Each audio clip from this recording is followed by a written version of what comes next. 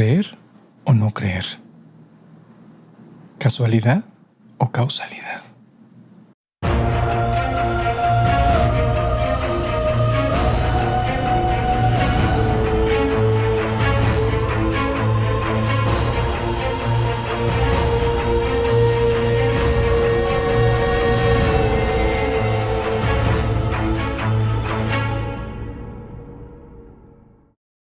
Les damos la bienvenida a Oraculto, un podcast oscuro de historias ocultas y no tan ocultas de México y el mundo, en donde platicaremos de fantasmas, terror, misterio, fenómenos paranormales, la noche y sus criaturas.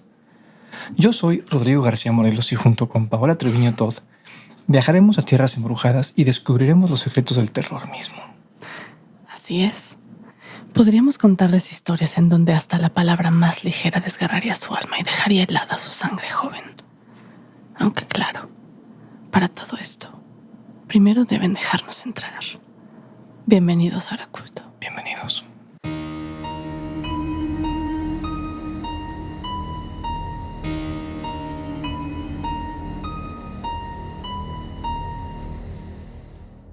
Hola Pau, ¿cómo estás? Hola Rom, ¿bien y tú? Muy bien, muy bien. ¿Qué número de episodio es el día de hoy? Hoy estamos en el episodio número 16. ¡Wow! ¿Se acuerdan cuando les dijimos que estábamos a punto de llegar? Que acabamos de llegar a 1000, ¿no? 1000 suscriptores. Llevamos 1100. Ya vamos 1100 y cacho. Muchísimas gracias. De verdad, mil gracias, mil gracias. Oigan, de verdad, de todos modos también, aparte de agradecerles a ustedes, queremos aprovechar, porque antes de empezar, tenemos que agradecerle a una persona muy especial. A una persona muy especial, al tercer miembro del staff de Oraculto. 1, 2, y el tercer miembro es Vicky. Y Vicky, yo sé que te encanta quedarte en las sombras, pero no es por nada. Muchas gracias. Y gracias por las friegas que te pones y que te hacemos pasar. Que lo agradecemos muchísimo. En verdad que de gran ayuda. Sí, no, de verdad, mil gracias. Sorry que ya así, ya te sacamos de las sombras, pero pues oficialmente bienvenida a Oraculto. Exacto. Así es que pues súper bienvenida. Bueno, desde hace ya tienes un buen rato aquí, pero súper bienvenida. Sí, ya, pero ya salió de las sombras, oye. Entonces ya. Gracias, Vicky. Se te quiere, se te aprecia. De verdad, mil gracias. Y gracias a todos ustedes también por los follows, los comments y todo lo que ponen. Bueno y malo. Ahora sí, ya que estamos aquí, hoy vamos a hablar de las supersticiones. Pues de alguna manera u otra, todos somos supersticiosos. Y es que incluso podríamos serlo hasta sin saberlo, es decir, inconscientemente. Transmitidas de boca en boca y de generación en generación, estas creencias han sido asentadas en nuestras mentes mediante la repetición y la corroboración. Así que aunque en realidad no creamos en ellas con nuestras mentes racionales, algunos las seguimos haciendo hasta por costumbre. La mayoría de estas creencias vienen desde hace muchos, muchos años, cuando las personas que vivieron antes de nosotros creían en otras cosas y hacían hasta lo imposible para protegerse del mal. Hoy hablaremos de algunas de las supersticiones más conocidas y también platicaremos de algunas que quizá nunca hayan escuchado antes, porque créanme, están raras. Pero específicamente veremos de dónde vienen todas ellas y también examinaremos su contexto histórico y social. La superstición generalmente se define como una creencia irracional de que la magia, la suerte o las fuerzas sobrenaturales tienen el poder de influir en nuestras vidas, o que las acciones que no están lógicamente vinculadas a un resultado puedan tener algún efecto en ella. De orígenes variados, derivados del pensamiento clásico, del ritual religioso o de la sabiduría rural,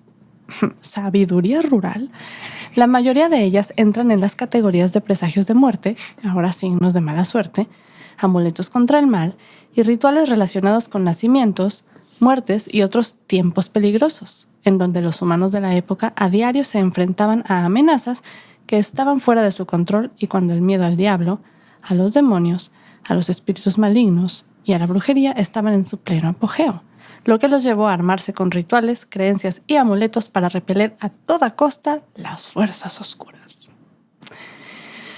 Empezamos con el buenísimo. Sí, empezamos con una muy típica, el número 13. La creencia de que el número 13 trae mala suerte se ha extendido a tal grado que incluso hasta tiene su propia fobia. la triskaidekafobia, una palabra que se registró por primera vez en el 1911. Una palabra que yo no hubiera podido decir. ¿Triskaidekafobia? Sí, lo repite muy orgullosa. Bueno, me la aprendí. Bueno. Así por lo menos es un... ¿Sabes qué es la triskaidekafobia? Por lo menos alguno de los dos se la sabe. Okay. Ya, ustedes también se la saben. Triskaidekafobia. Bueno, ya sea por superstición o por fobia, la gente que padece de esta trata de evitar la mala suerte alejándose de cualquier cosa numerada o etiquetada con el... o etiquetada con el número 13. Ya es de mala suerte, ¿eh? Chan, chan, chan. Hoy por hoy, los edificios altos se construyen sin un 13º piso. Van del 1 al 12 y si van más para allá, se brincan al 14 y de ahí para arriba. Los aviones rara vez tienen un 13º pasillo y en los hoteles es difícil encontrar un cuarto con el número 13 en la puerta. Ahora, ¿de dónde creen que viene esta creencia? Pues la mayoría sostiene que la fuente de esta es... ¡Chan, chan, chan! Bíblica. Ajá. En la última cena, cuando Jesús le dijo a sus 12 apóstoles que uno de ellos lo traicionaría, había 13 en la mesa. Y se dice que Judas fue el 13º invitado. Aunque también existe una leyenda nórdica que describe una celebración en la que cenaban 12 dioses, cuando de repente también llega un 13º invitado y era Loki, un dios astuto que podía cambiar de forma. Coincidencias, sí. Coincidencias. Durante esa cena, se cuenta que el dios Balder le pidió a los dioses que le arrojaran cuantas armas y objetos quisieran para demostrar que ninguna de ellas podría hacerle daño. Pero Loki engañó al dios ciego Odur para que matara a Balder arrojándole una flecha hecha de muérdago, sabiendo que eso era lo único que lo podía dañar. La muerte de Balder fue el comienzo de Ragnarok. Las raíces de las teorías de los fines... Madre Santísima de la Trinidad. ¿Qué acabas de decir? Qué mala suerte. Te atreviste. Cálmate, sí se llama mi mamá. Acá. La Trinidad se llama tu mamá. Sí. Ok. Hola, Trinidad. Así le puedes decir Trini. Trini. Ah, pero en Matrix no hay pedo. Trinity. O sea, pues sí. no hay pedo. Casi pero... no... O sea, bueno, never mind. Las raíces de las teorías del fin de los tiempos del 2012 también se pueden vincular al número 13. En la antigua Persia, donde las 12 constelaciones del zodiaco se asignaban al año del calendario, la gente creía que cada signo reinaba sobre el mundo durante un milenio. Una vez que cada constelación hubiera completado su reinado y comenzara el 13º milenio, no habría constelación dominante, lo cual resultaría en caos. Manches, ¿no? El Apolo 13 fue una misión lunar de la NASA famosa por ser un fracaso exitoso. En 1970. En la Fórmula 1, desde 1977 no se usó el número 13 sino hasta el 2013. Son exactamente 13 escalones para llegar a la horca. Antes, también se creía que si tu nombre tenía 13 letras estabas condenado a sufrir una maldición. Y se oye raro y así de que te fumaste, pero los nombres, sí, los nombres de varios de los asesinos seriales más notorios tienen 13 letras. Charles Manson, Jeffrey Dahmer, Theodore Bundy, Albert DeSalvo, Jack the Ripper e incluso Adolfus Hitler. Ah, cabrón. Adolfus. Eso sí está chistoso, está rarito.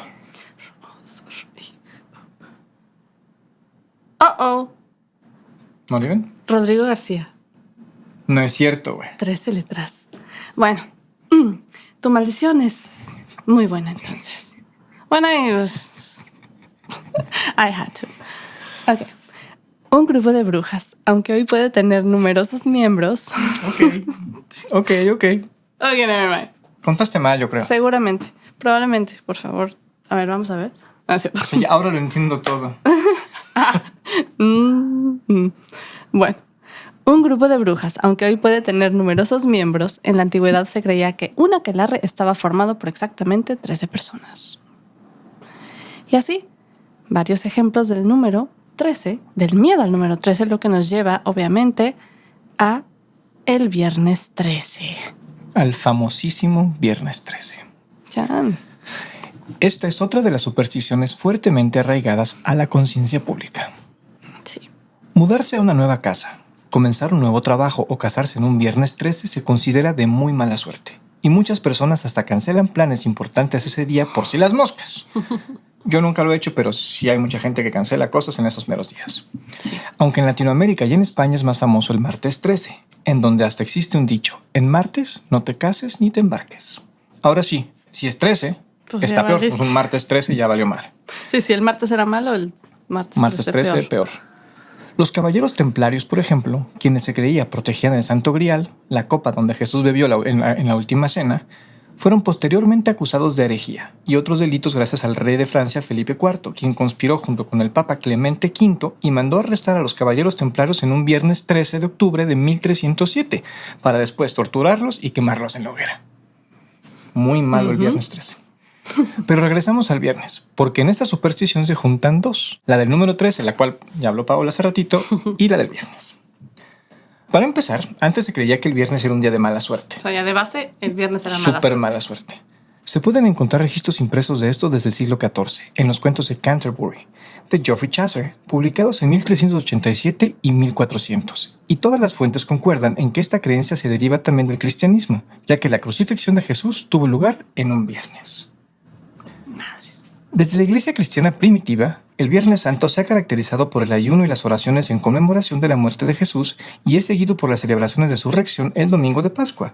Desde entonces, el viernes es considerado el día más desafortunado de la semana. Se dice que también fue un viernes cuando Eva le ofreció la manzana a Adán en el jardín del Edén y que el gran diluvio comenzó en un viernes. Es que es viernes de mala suerte. Tengo muchas cosas que decir, pero no las voy a decir. No importa. Como sea, antes los campesinos no comenzaban sus cosechas en viernes, los barcos no zarpaban en viernes y cualquier persona que se había recuperado de una enfermedad se quedaba en cama un día más con tal de no levantarse por primera vez en un día viernes. Qué cañón, ¿no? Así de supersticiosos eran antes. Otra superstición de los viernes, por ejemplo, habla de que cambiar las sábanas de la cama en un día viernes traería pesadillas. La mayoría de las personas que conozco, o sea, de las familias, cambian sábanas los viernes. Pero pues ya saben, si están soñando feo, pueden. Ya saben de dónde es. Bueno. Hace 200 años más o menos, se pensaba que los espíritus, tanto buenos como malos, visitaban a las personas en sueños mientras dormían, y que en los 1800 se creía que si cambiaban las sábanas en un viernes, el diablo tomaría control de los sueños del durmiente por una larga semana. Toda una semana, o sea, bueno. Sí. En todos estos casos, las personas enfrentaron las incertidumbres que se avecinaban apegándose a los rituales que creían que los protegerían, y el pensamiento se extendió naturalmente al hogar y a las mujeres que nunca comenzaban una tarea doméstica en viernes por temor a llevar la desgracia a su casa. Ahí está, los viernes por eso no se trabaja. No laven, no hagan nada, porque el viernes es de mala suerte. Durante el siglo XIX en Estados Unidos, por ejemplo, todas las ejecuciones tenían lugar en viernes. El temor al viernes, aunado al número 13 y más recientemente a las películas de terror Viernes 13. Y más recientemente, entre bueno, comillas, sí, porque, pero bueno. Yo ni siquiera había nacido y tú tampoco, mi amor. No, yo sí no. Por eso pues, recientes no pueden ser. Tampoco han dejado que se nos olvide cuando un viernes cae en 13. Como cuando literalmente este viernes pasado, fue viernes 13. Y nosotros, viernes 13. Cabe mencionar que a mí desde siempre, desde chiquito, los viernes 13 me emocionan por alguna razón extraña. Pero bueno, después de saber que mi nombre tiene 13 letras, empiezo a entenderlo todo. Yo también empiezo a entenderlo todo. Otra de las muy bonitas supersticiones es romper un espejo. Todos la conocemos, o la mayoría de nosotros la conocemos. Sí, esa sí es muy típica también.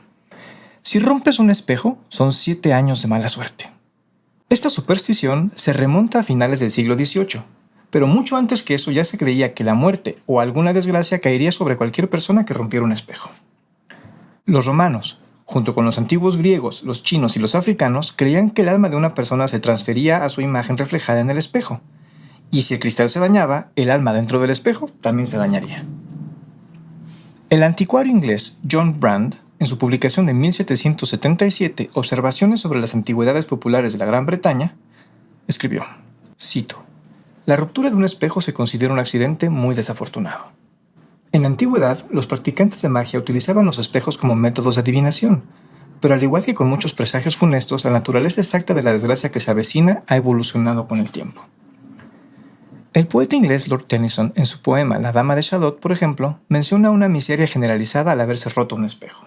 Cito: "El espejo se quebró de lado a lado. La maldición ha venido sobre mí". Más tarde, en el siglo XIX, un espejo roto predijo la muerte de un familiar o la pérdida de un amigo, y la primera referencia en 7 años de la mala suerte apareció impresa en 1851. O sea, de 1851 está impreso esto. Sí, ya traemos Está cañón. cargando esta. Los orígenes exactos de esta superstición es incierta, pero pueden estar relacionados con la creencia romana de que el cuerpo humano se renueva cada 7 años, y tal vez este proceso de renovación proporciona una hoja en blanco para el alma. Esa no la había escuchado. Hoy, cuando se nos rompe un espejo, aparte de pensar, ¡chin! 7 años de mala suerte. Y es que todo el mundo te dice, se te no rompe. te levantas, hombre, ya, ¿no? Digo, ¿a poco sí te preocupas si se rompe un espejo ahorita? No, pues ya ni modo, ya qué. Entonces, ya como que... Pero, Digo, explica muchas cosas. sí, barremos los pedacitos así, como literalmente así, y listo. Pero nuestros antepasados hacían miles de cosas para mitigar la desgracia, o para intentar mitigar la desgracia. Algunos trituraban los pedacitos rotos hasta convertirlos en polvo para liberar el alma atrapada en su interior. Otros enterraban los fragmentos debajo de un árbol a la luz de la próxima luna llena. Y se cuenta que los africanos creían poder deshacerse de la mala suerte si echaban los pedazos rotos en un río que fluyera hacia el sur. Todo Así, eso... así como los huesitos del gatito negro que se echaban a uno que fuera fluyendo. Bueno, ¿y qué decir con todo eso? Todo eso pasaba. Pero de todos modos se rompe uno y aunque sea de chiste, siempre hay alguien que te va a decir, 7 años de mala suerte. O sea, de hecho, una anécdota chistosa, pero hace pues, varios años ya, bastantes años. No más de 15, ¿no? No sé qué hacer. Ya sé. Estuve de viaje por una semanita o algo así y Paola se quedó pues con nuestra hija y una noche... Nuestra hija estaba chiquitita. En el cuarto de nuestra hija, atrás de la puerta teníamos un espejo de cuerpo completo, de esos literalmente grandotes. Y a mitad de la noche... Sí, no manches, sacó un sustote. 1.5, sí, un gran susto. De repente literalmente se cayó. Así. Y se sacó. Claro, se rompió pedacitos. Horrible y nuestra bebé ni se despertó. Ya pasaron los 7 años y ya estamos bien. Ya creo que después de eso no... Pues yo no he considerado 7 años de mala suerte en ningún momento. Pero... No, yo tampoco. No, pero, y no, bueno. Aparte, no sé, tampoco se ponían a pensar así de uno. Ya pasó 2, ya pasó 3, ya pasó... Suerte. Pues yo creo que sí, ¿no? Digo, la ley de atracción también funciona. Pero bueno. Sí, ¿cómo no? Difiero. Por lo menos te vuelve más feliz. Ay, cállate. Difiero. Cállense. ¿Difieren? ¿Ustedes también difieren? Bueno, never mind. Sí, bueno, si difieren, pónganlo, pero no sé. Bueno, eso es otro. Yo nada más digo que si la ley de atracción funcionara, ya me hubiera sacado la lotería 20 veces. Pero si no compra ni boleto como fregados. O les hubiera ido muy mal a los que me caen muy mal. Yo nada más digo. No, la ley de atracción es para uno. Mira. ¿Cómo vas a traerle al otro otra cosa?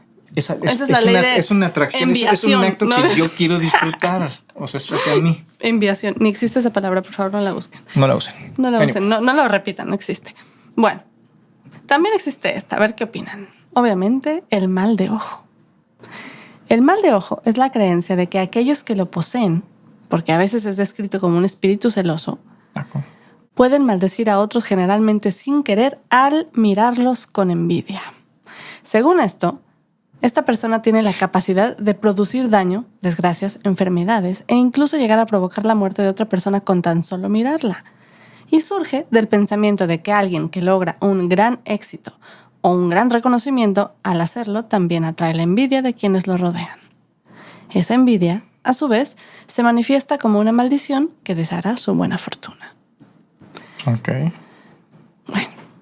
La creencia en el poder del mal de ojo se remonta a las civilizaciones más antiguas y se pueden encontrar varias referencias a ella en los escritos de los poetas y los filósofos griegos y romanos, como Aristófanes, Plutarco y Plinio el Viejo, de quien platicamos en el capítulo de los lobos. Y de esta, de hecho, también existen referencias bíblicas. Los efectos de la maldición varían ligeramente entre culturas, pero el profesor estadounidense del folclore y experto en el mal de ojo, Alan Dundes, escribió que aunque esta creencia que se extendía por el Medio Oriente, África y Europa tenía varios métodos de cómo evitarla, los efectos en todos lados eran muy similares. Atraían enfermedades relacionadas con la deshidratación, vómitos y aparición de arrugas. Ok. Así, es que te ven así feo y te empiezan a salir cosas. Ya veo. Se cree que los pequeños o los niños pequeños corren el peligro o mayor riesgo de sufrir del mal de ojo porque al ser jóvenes, bellos e inocentes, es más probable que atraigan miradas de envidia, pero realmente nadie está a salvo de ella. Hay países... Sí, no solo los niños, ¿eh? El ojo envidioso es envidioso. Hay países en los que, por ejemplo, se acostumbra a tocar a un niño inmediatamente después de elogiarlo para eliminar la maldición. O sea, lo toca el que lo trae, o sea, la madre o algo así. Si alguien le dio un... No, yo creo que la persona, ¿no? A lo mejor te dicen, o sea, okay. Ay, qué bonito niño, pero lo tocas luego. Ok, tú estás protegiendo... Sí, si de tu tiraste mal un ojo, piropo, ok. O a lo mejor lo toca la mamá, no sé, no especifican. Ok. Toquen al niño si... Bueno, los dos toquen al niño. Bueno, quién sabe, porque si luego la que le dio el piropo... Tóquenle el brazo al niño, punto. Ok, si no, eso Suena está muy mal. feo. No. Nadie toca a ningún niño. Bueno. Sí, no. Sí. En Bangladesh, por ejemplo, las madres de las mujeres jóvenes que son particularmente propensas a atraer la envidia de los demás a través de su belleza, ponen una marca de kohl negro, el cosmético compuesto de un mineral, ya saben, el negro típico así, donde se hacen los delineados súper acá marcadones. Bueno, les ponen una marquita de ese kohl negro detrás de la oreja de su hija para contrarrestar los efectos nocivos. O sea, se ponen aquí un pequeño puntillo. Un puntillo. En el Medio Oriente y en algunos países mediterráneos, los amuletos de vidrio que muestran un ojo azul se usan en joyas o se cuelgan en las puertas para repeler y ahuyentar el poder del mal de ojo. Eso es para repelerlo. O sea, lo pones para repelerlo. De hecho, en estos países los ojos azules son considerados malvados, en parte porque generalmente no se encuentran entre la población local y otra probablemente porque los turistas de ojos azules que visitan esas áreas no conocen las costumbres del lugar ni lo que ahí es mal visto y pues los ven así como de ¿qué están haciendo? La tradición judía, por ejemplo, protege a los niños del mal de ojo amarrando un pedazo de hilo rojo alrededor de sus muñecas. En Italia, donde también se cree que la maldición afecta a los hombres y de hecho causa hasta impotencia, se hace un gesto con la mano que usa los dedos como cuernos para contrarrestarla. Okay. Aún hoy, a pesar de ser una creencia muy antigua y a pesar de las diferencias del mal de ojo entre las varias culturas, esta superstición es una que no es por nada, pero nada más no se muere, porque todavía se puede ver a personas que incluso no son del Medio Oriente y todos traen algún tipo de joyería con el ojito y todo para ahuyentarlo. Que muchos otros también, pues me imagino, como lo que decimos de los talismanes, amuletos, todo esto que se los ponen porque moda está bonito, pero como sea, bueno, pero no, pues por si las moscas, sí, no por si las moscas, por eso digo, o sea, me gusta y aparte puede ser que ayude de algo. Sí, no se puede negar que si hay personas que traen o llevan consigo una cierta pesadez en su mirada que se siente. O sea, hay veces que sí te voltean a ver así que dices, hola, ¿te conozco? Se te perdió otra igual. Pero bueno, te voltean a ver así como feo. Sí se siente feo. Hay gente que sí. Es la mala vibra. Por eso, sí es la mala vibra. La mala vibra. No seas malvibroso, no me voltees a ver así. Y ya. O sea, les dices así. Ya con eso lo repeles. Sí, no seas malvibroso. Le haces como los italianos. Malvibroso. Es más fácil que hagas esto que busques ponerte un ojito. Pero bueno, ahora les voy a platicar de otra que puede ser que también conozcan, pero está muy interesante. El de tirar la sal. La de tirar la sal. Hasta hace relativamente poco tiempo, la sal era uno de los bienes más preciados conocidos por el hombre. La ubicación de las minas de sal determinaba dónde prosperarían las ciudades. Las rutas de sal allanaron el camino para las rutas comerciales posteriores, y antes de la refrigeración, el curado con sal era el método principal por el cual se podían conservar los alimentos. Las vidas dependían de ello, lo que significaba que derramarla era una desgracia total. Al igual que con tantas supersticiones que todavía influyen en nuestro comportamiento hoy en día, el miedo a las fuerzas del mal dio forma a nuestras respuestas a lo que de otro modo podrían haber sido consideradas como un simple accidente o una casualidad. El uso de la sal con fines religiosos se remonta a miles de años atrás. Se usaba en las ceremonias religiosas griegas y romanas y todavía se utiliza para hacer agua bendita en algunas de las iglesias católicas, por lo que derramarla se consideraba un acto diabólico, del diablo. Algunos creen que esta noción fue cimentada por el salero que aparece caído en la sal derramada por parte de Judas Iscariote durante la última cena, como se muestra en la obra de Leonardo da Vinci. O sea, búsquenla. De todos modos, vamos a ponerlo también ahí en los show notes del episodio, pero sí se ve así, literalmente como Judas es el que tiró la sal. Entonces, todo está conectado. Claro, bueno. sí. En la época medieval, se creía que el diablo siempre estaba detrás del hombro izquierdo de las personas esperando cualquier oportunidad para robarse las almas, lo que dio origen a la tradición de aventar una pizca de sal sobre nuestro hombro izquierdo inmediatamente después de que ha sido derramada para pegarle en la cara al diablo e impedir que se acerque. Tómenle, cabrón. Ande, fuchi. Fuchi, diablo panzón. Sí, es que lo diablo panzón. Okay. En Noruega, se creía que cuanta más sal se derramaba, mayor sería la desgracia, ya que habría que derramar más lágrimas para disolver todos los granos. En los estados turcos, el folclore antiguo sostenía que un ángel blanco vivía en el hombro derecho de cada persona y que el ángel negro vivía en el lado izquierdo. Una pizca de sal derramada en el ojo del ángel negro podía evitar que arruinara los planes futuros. Ándale. Así, o sea, ángel negro y ángel blanco. ¿Qué tal? ¿Qué tal? Bueno, pues, ¿qué tal esta? Las otras seguramente ya las han escuchado, pero esta estoy segura de que no. Bueno, quién sabe. En una de esas. Un escalofrío repentino significa que alguien ha pasado por encima de tu tumba. Todos en algún momento en buena onda hemos tenido esa sensación. O sea, en donde estás muy normal y de repente sientes un escalofrío de esos que se te paran los pelos. O sea, lo sientes como se te sube por la espalda y te paras los piel pelos. De gallinita. Súper piel de gallinita. Pues suena difícil de creer y podrán preguntarse, bueno, ¿cómo es eso de que alguien va a pasar por encima de mi tumba si sigo vivo? ¿Qué es esto? Pues esta frase proviene de una leyenda muy antigua, en donde se cuenta que el sitio de nuestra futura tumba ya estaba predeterminado y que si alguien caminaba sobre el lugar en donde algún día estaría esa tumba, sentiríamos un fuerte escalofrío en respuesta. Pues la verdad, la mía ha de estar como que muy perdida, porque he sentido muy pocos escalofríos en mi vida. Sí, yo tampoco he sentido tantos. O sea, que poca gente anda pasando por ahí. La primera vez que esta frase apareció impresa fue en 1738 en A Complete Collection of Genteel and Ingenious Conversation de Simon Wagstaff, uno de los muchos seudónimos del escritor Jonathan Swift, el que escribió Los viajes de Gulliver. ¿Se acuerdan de esa historia? Muy buena, perfecto. Bueno, la noción de esa frase se basó en la aceptación que tenían las personas en la época medieval de la suerte y el destino. Ellas creían que los caminos de su vida ya estaban predeterminados por Dios y por lo tanto el lugar de su descanso final ya estaba establecido. De hecho, no fue sino hasta durante el Renacimiento que el concepto del individualismo empezó a echar raíces y la gente empezó a creer que podían cambiar el curso de sus vidas, en quiénes se convertirían y en dónde o cómo podrían morir. Con el paso del tiempo, la frase se extendió a América y se estableció en la región de los Montes Apalaches, un lugar de muchas leyendas. Y de ahí se extendió y, como todo, empezaron a aparecer variaciones de la frase.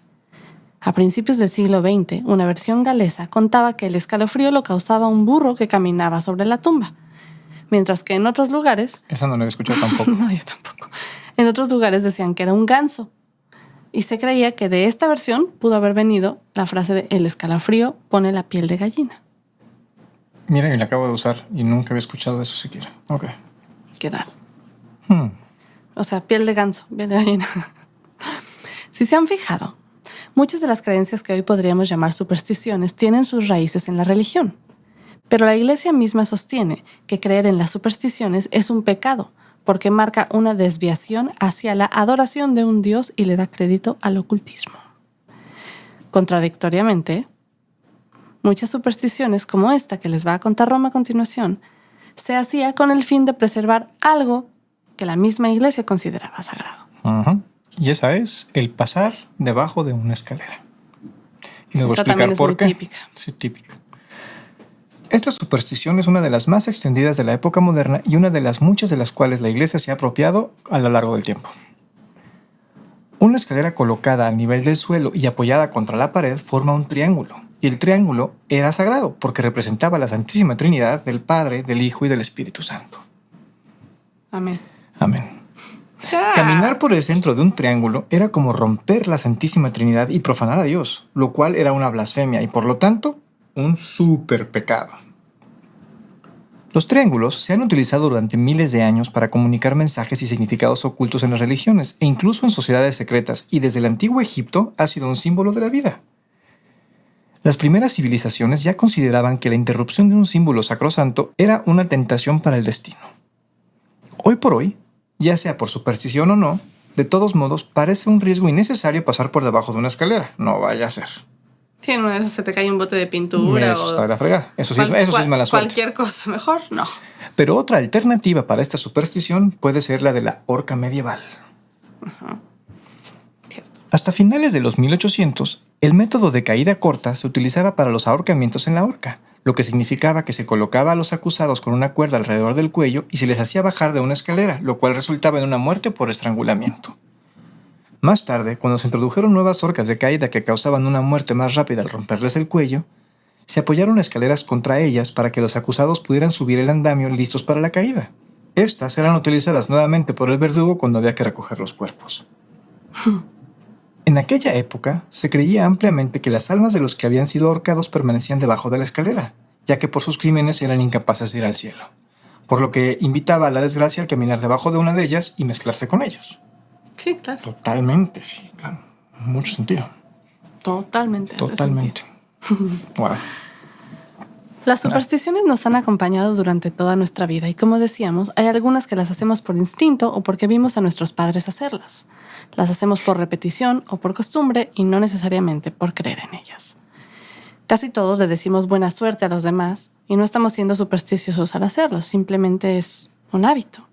Es una expresión coloquial que se usa comúnmente sin superstición, al igual que decir salud o Jesús después de que alguien estornuda. No. Pues sí.